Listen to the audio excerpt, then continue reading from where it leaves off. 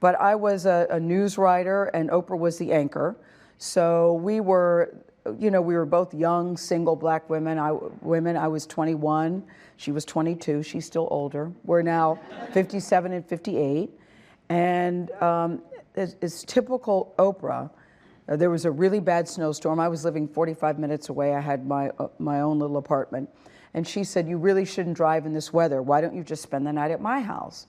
And I said, well, I don't really have any clothes, and I didn't really know her well. I didn't know her well, but she knew that I had this terrible drive in this bad snowstorm. I said, I don't have any clothes. She goes, I have clothes. We were both size 10s back then.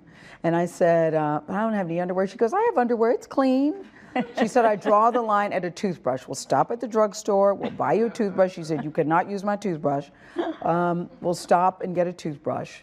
And I went to her house that night, and it's like when you're spending the night at best friends and you're 12, 13. We found out we had very similar philosophies, very similar likes and dislikes of people. We actually thought so-and-so was boinking, and maybe no, they weren't.